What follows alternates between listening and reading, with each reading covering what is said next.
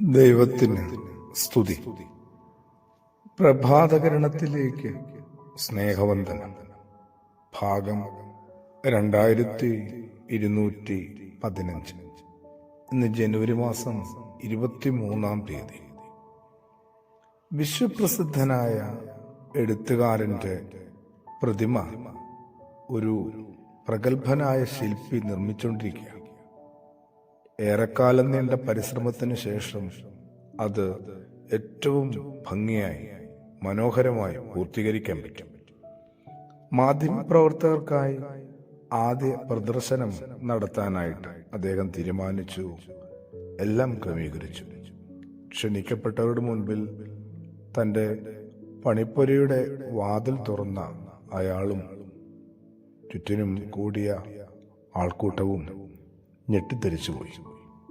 തലേദിവസത്തെ അതിശക്തമായ മഴയിലും കാറ്റിലും പെട്ട് കളിമൺ പ്രതിമ വെറും ചെളിയായി മാറിക്കഴിഞ്ഞിരുന്നു.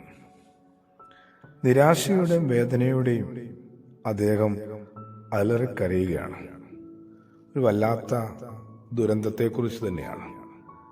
അപ്രതീക്ഷിതമായി എല്ലാം ഇങ്ങനെ തകിടം മറിഞ്ഞ് തകർന്നു ഉടഞ്ഞു പോവുകയാണ്. പ്രയത്നങ്ങളെ ഇല്ലാതാക്കുന്ന പ്രശ്നങ്ങളെ നമ്മൾ ഓരോരുത്തരുടെയും ജീവിതത്തിൽ എപ്പോഴും നമുക്കിങ്ങനെ പ്രതിരോധിക്കാൻ പറ്റിയെന്ന് വരില്ല. മുൻകൂട്ടി കാണാൻ കഴിയുന്ന പ്രശ്നങ്ങളെ മാത്രമാണ് മുൻകരുതലെടുത്ത് നമുക്ക് ചേർക്കാൻ കഴിയുക. അല്ലാത്തവ ഒരു നിമിഷം കൊണ്ട് വന്നടയും.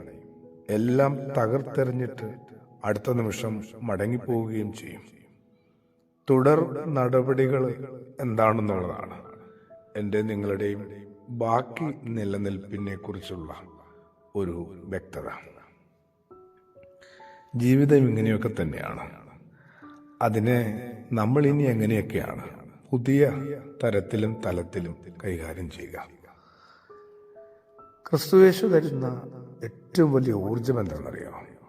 അത് കുറെ കൂടി പ്രതീക്ഷ വെച്ച് പുലർത്താനാണ്. ആരിലാണ്? അവനവനിലും ചുറ്റിലുമുള്ള സകലത്തിലും. തത്സമയ മരവിപ്പ് ഒന്ന് മാറിക്കിട്ടാനായിട്ട് അല്പനേരം ഒന്ന് വിശ്രമിക്കാം.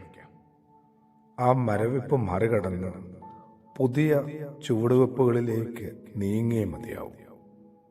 അംഗീകരിക്കണം എന്ത് സംഭവിച്ച ദുരന്തവും. അതാണ് ആദ്യത്തെ വഴി. അംഗീകരിക്കണം.